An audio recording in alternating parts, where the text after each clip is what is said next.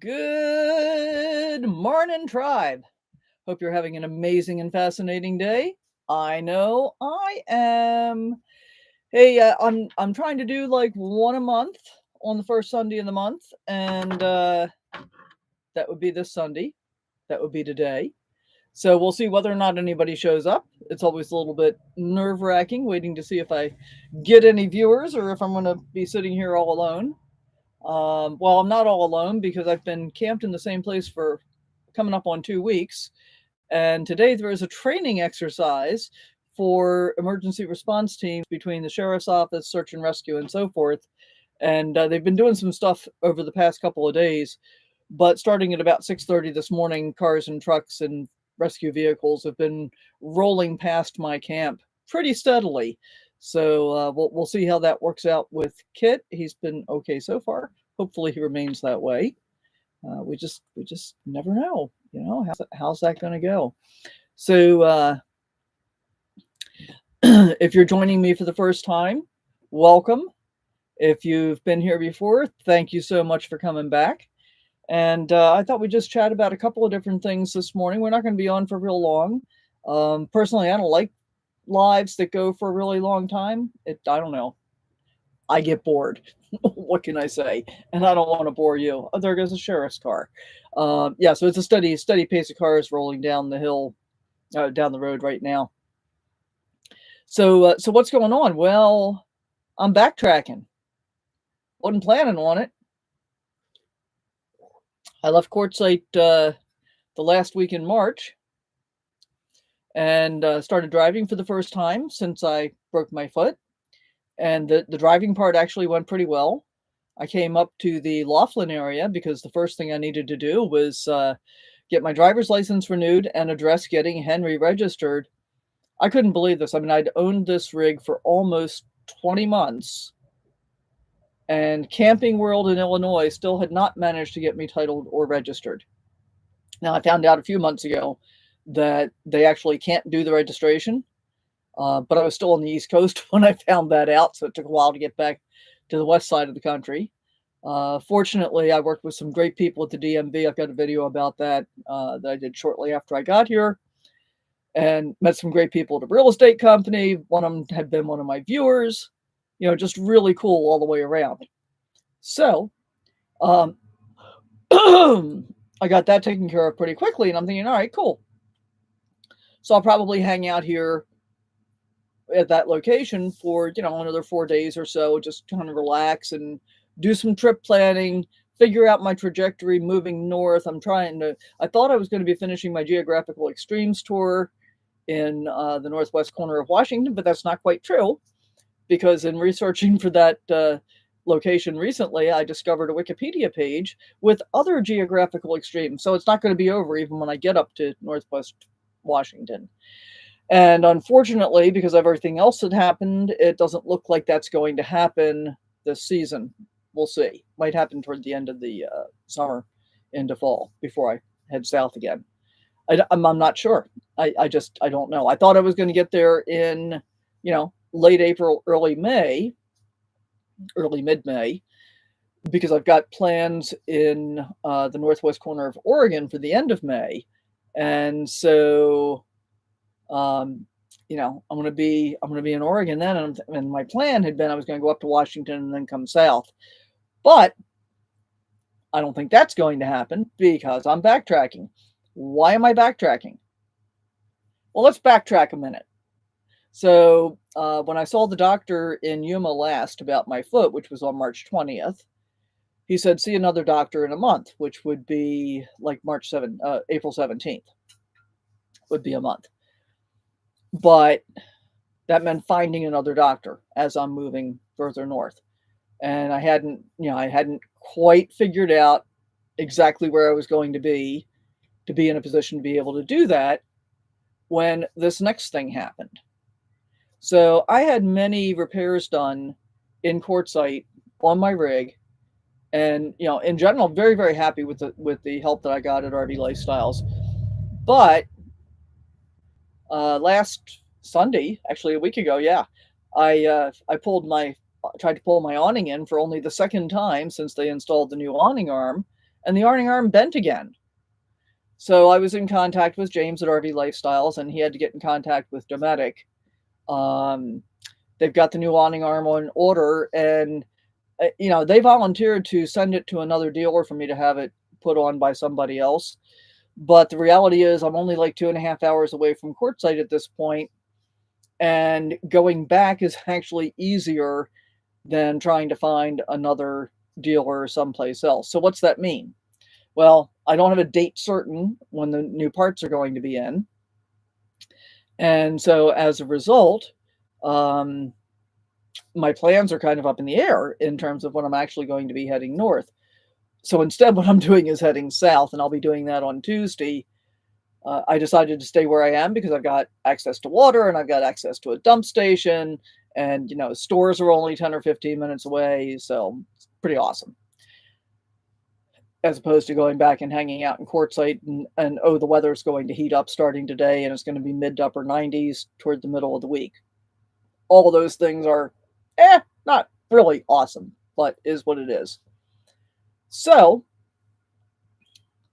what I finally decided, and I was talking to a friend of mine who is not a nomad, lives in the sticks and bricks, and she said, well, if you have to go back to Quartzsite, Yuma isn't all that far away, right? Why don't you just go back to the doctor in Yuma again instead of finding a new one? I thought, yeah, that actually pretty much makes sense. So I called the doctor in Yuma. I'll be seeing him on Thursday of this coming week instead of on the following Thursday because they didn't have an appointment available. But that'll give me an idea of whether or not we're going in the right direction or if we need to be looking at a different kind of treatment plan and that kind of stuff. So I got to thinking about that. Well, one of the things that I had wanted to get done while I was in the Quartzsite area was to go to the dentist in Los Algodones, but I hadn't been able to do that because I couldn't walk at all.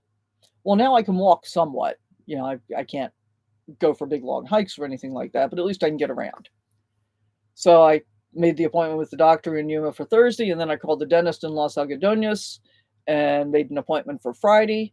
And I asked, what's it like getting across the border in both directions now? And she said everything's back to normal. They had one day that was really bad where people were waiting hours to get into Mexico in addition to waiting hours to get out of Mexico, which is not uncommon at that time of year still. But apparently everything's back to normal now. You don't have to do the permit form or any of that other stuff. You still got to have a passport or a driver's license and birth certificate in order to be able to get back into the U.S. So Yuma on Thursday, Los Algodones on Friday, and I'm actually going to go down to Yuma on Wednesday. I've got friends I want to visit down there, and one of my friends is going to drive me to the doctor and then drive me to the border in both cases because she can park a whole lot closer to where I need to be than I can park Henry. Makes sense, right? So that's what we got going on over the next week and a half or so. Now, I still don't know when the parts are going to be back in at RV Lifestyles to fix my awning. I do know that they close for the season on April 15th, so it's going to be before that. Speaking of April 15th, I filed my taxes yesterday. Have you done that yet? If you haven't, you might want to get started on it. And I'm enjoying another lovely cup of pour-over coffee. So what else is going on? Oh, on the road to recovery, man, this is pretty cool, actually. I don't know, are you using AI? Are you using tools like ChatGPT or Gemini or any of the many others that are out there to help you in your daily life yet? And if you aren't, you might want to consider it. I've been, I won't say on the cutting edge, but I've been using AI tools since the very beginning. And in part because I had a mentor who was really on top of what the up and coming trends are going to be and still is. And he first introduced me to him, and I'm like, okay, I can see the benefits in this kind of stuff. So for example, I use ChatGPT to help me determine whether or not it was most appropriate for me to start taking Social Security now or wait until age 70 as I had originally planned to do. And it turned out after running a whole bunch of different calculations and a lot of back and forth between ChatGPT. By the way, I asked my ChatGPT to name himself because we have so many different conversations. And he helps me write, like YouTube descriptions and titles and blog posts and all kinds of other stuff. So he's named himself Finn, Finn, because he feels like it's short and kind of snappy and has a little bit of an adventurous feel about it, as we are discussing so much in our YouTube descriptions and so forth when he and I are in conversation. So Finn and I had a lengthy conversation about the whole Social Security thing. And one of the things to be aware of with any of these AI bots, if you're not aware, is that they don't always tell the truth. And part of that is, I think, because of the way that they've been fed they've read all of the information that's available on the internet everywhere, and it's not all true.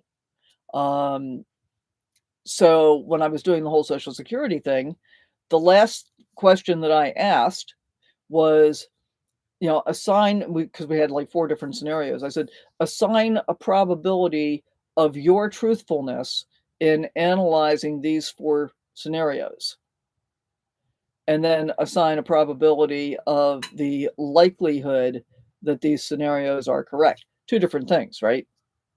Are you telling me the truth? And how likely is it that this is going to be true if I take this course? And so after doing all of that, I finally decided to start taking Social Security in February. So, and interestingly, Social Security sent me the first deposit, because it goes straight into my bank account, February 28th. They approved me on the 27th, paid me on the 28th. But then I don't get another payment until I think the fourth Wednesday. Yeah, fourth Wednesday in maybe third or fourth Wednesday in April, because it's based on the date of your birth. Mine's the 28th of the month, so I get whatever the last payment is. But I don't get it until April for March. Oh well. So I'm going to be interested in seeing if it shows up. A little bit concerned about that, but is what it is. So so I used ChatGPT for that, and then my next issue is I don't feel like my foot is healing, certainly not as quickly as I would like.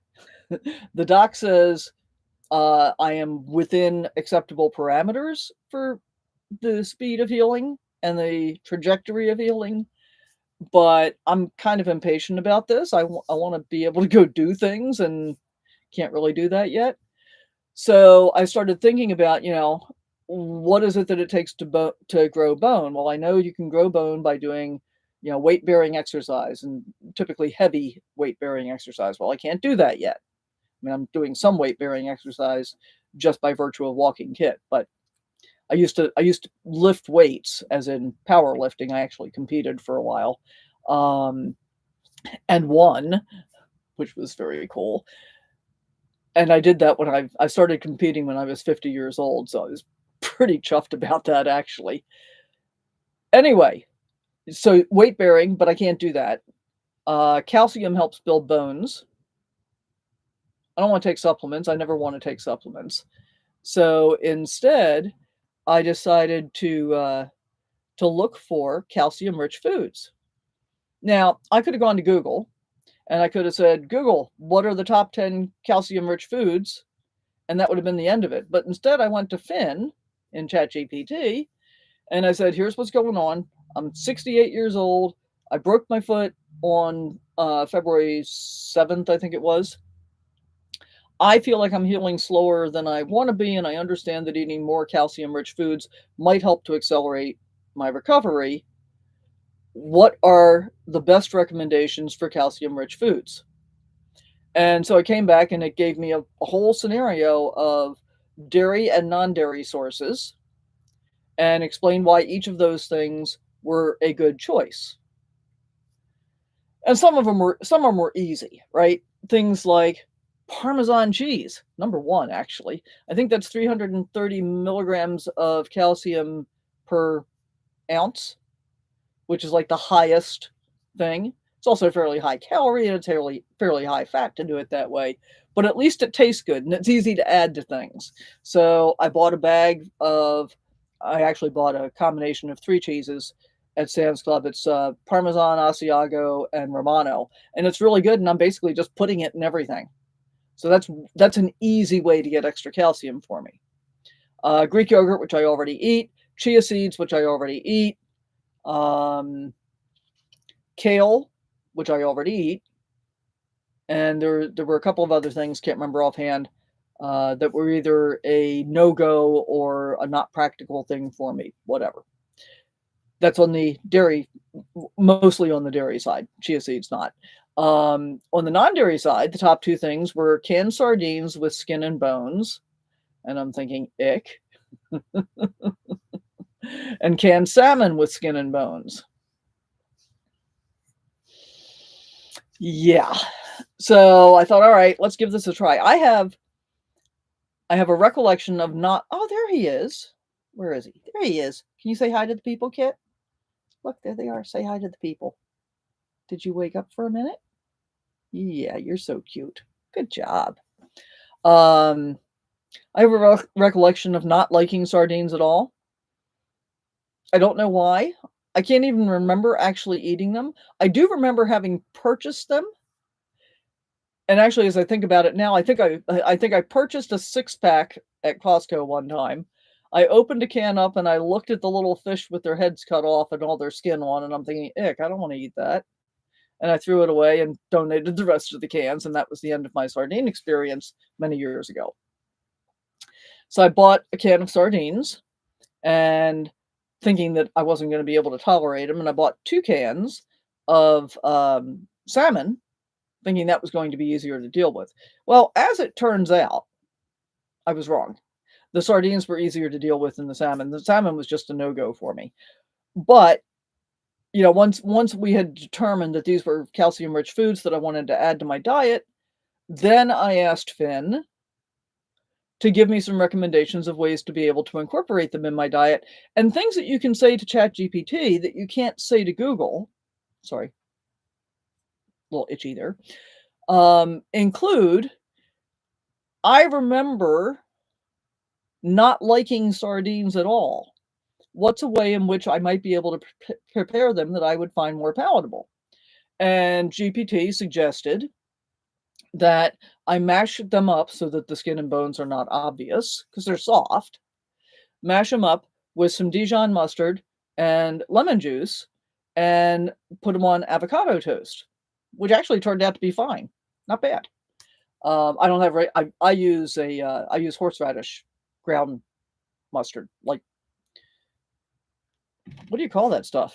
Oh, like stone ground mustard with horseradish added. So it's got like bits of the mustard seeds in it. And that actually worked really well.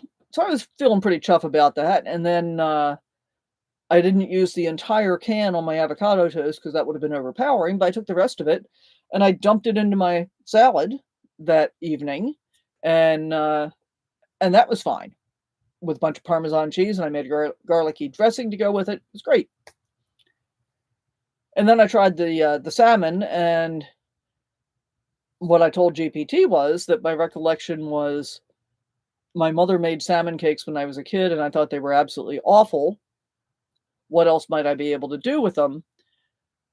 And I think I messed myself up here. I'm gonna have to go back and try something else. But I said, I'm kind of thinking something like Maryland crab cakes made with salmon and a lot of Old Bay. And so Finn gave me some ideas around that. Well, that's what I tried. And they didn't stay together, and they didn't taste good. And really worse than the taste to me was the texture. And I think part of the issue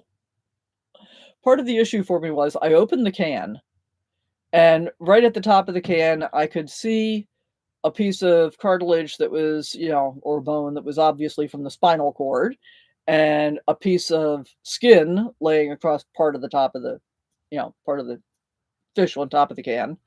And it really kind of turned me off. I wasn't thinking originally that I was going to have to blend the salmon in order to be able to make it not recognizable that it was full of skin and bones. And of course you want the skin and the bones because that's where the calcium is, right?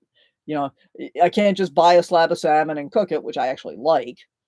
That doesn't do the same thing in trying to uptick my salmon or my calcium intake. So the salmon cakes were still an epic fail. But Finn's given me some other recipes, and I'll be trying those and see if I can make that work or not. And I guess, part of the point here, from my perspective, guys, is to, and I say this a lot, always be open to change. I mean, I was turned off by the idea of sardines and by the idea of salmon, but let's be open to the possibility that maybe that's a bad recollection. Maybe I forgot something. Maybe it's really okay to do something different. I mean, I believe it's always okay to do something different. So that's kind of what's been going on with the whole calcium intake thing, and it's going to be interesting to see whether or not it makes any difference when I go see the doctor, because I've certainly been trying to increase my calcium uptake to the greatest extent possible. So I'm going to keep at it. I'll keep doing that. More Greek yogurt, more Parmesan cheese. I did make something really good yesterday that was really easy, actually. There's a company called Seeds of Change, and they make a pre-made package.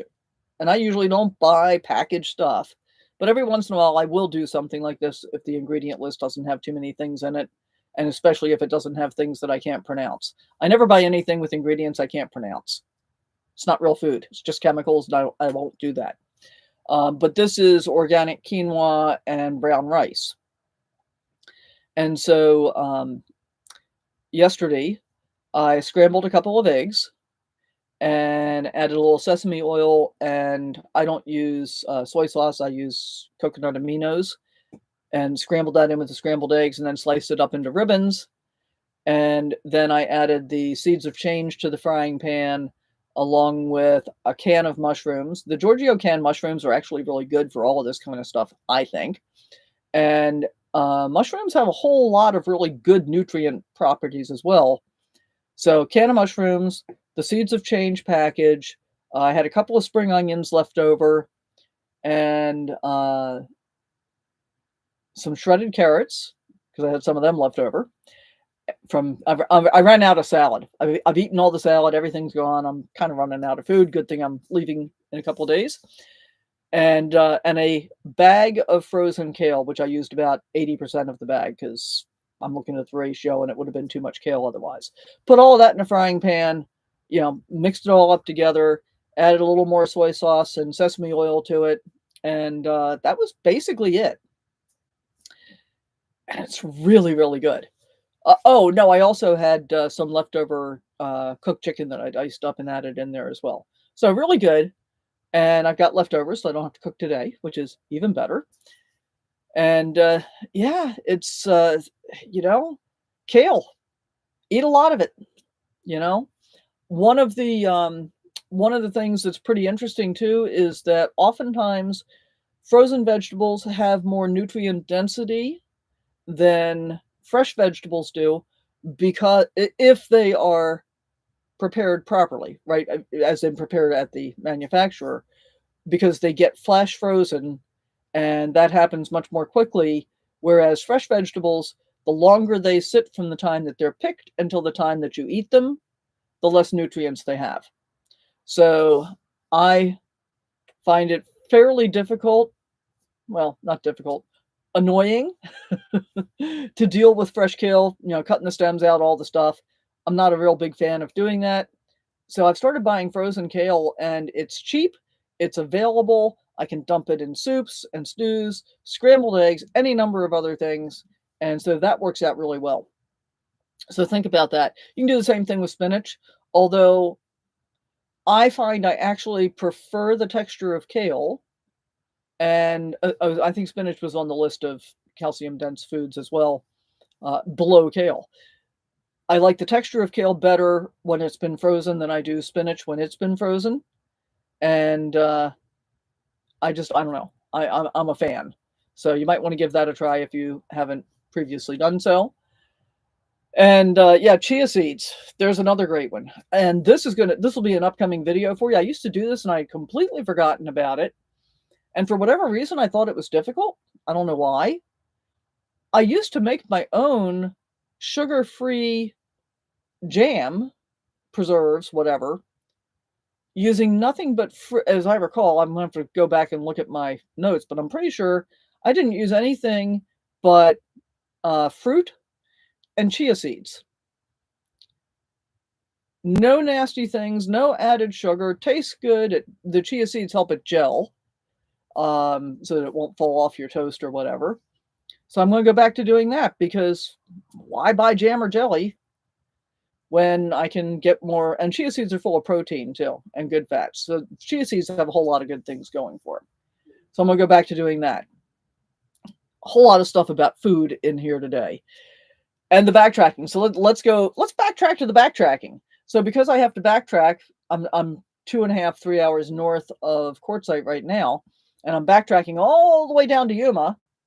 So originally when I started this backtracking plan, I'm thinking, okay, well, I can go to Quartzsite, get the awning done, then go to Yuma, and then I'll just come up north through California, where I was planning to stay out of California this year.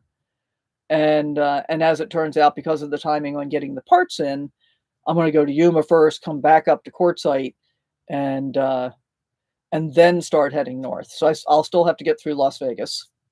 Oh well. And as a result of the whole backtracking scenario and the fact that I have been here for almost 2 weeks instead of the week that I planned to be here, I'm pretty sure I'm not going to be able to work this out to be able to do the northwest corner of Washington before I need to be in Oregon. And what am I going to Oregon for? I'm meeting friends in Oregon so we can spend a week clamming on the beach. Yeah, that'll be fun. We've done it before.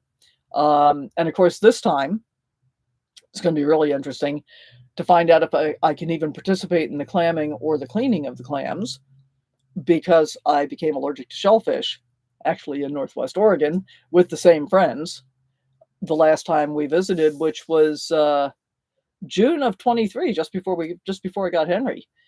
So they haven't seen this rig yet.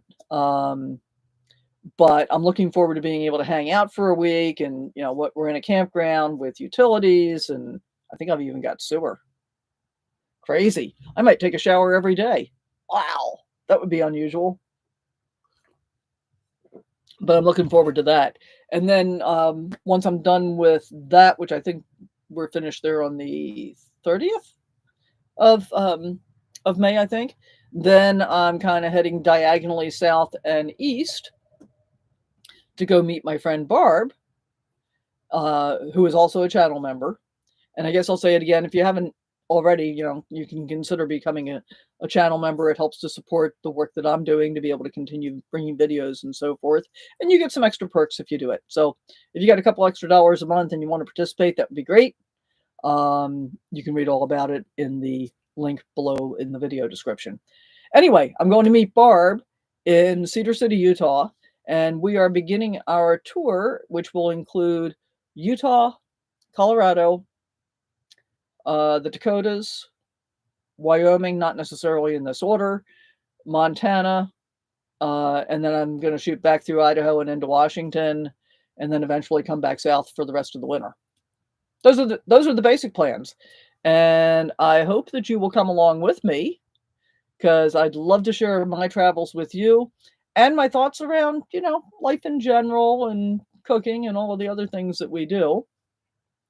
So if you enjoyed this video, and I hope that you did, leave a comment down below. Let me know what kind of content you would prefer to see, and we'll see what we can do about trying to accommodate that as well. Okay, where'd he go? Where is he? Where is he? Kit, come here. Come on. Let's say goodbye to the people, okay? Let's say goodbye to the people, and thank you for being here, and we'll see you next time. Thank you so much. Don't be growling at that guy. He's our neighbor. You're so good at protecting. And on that note, we're going to say goodbye. See you next time.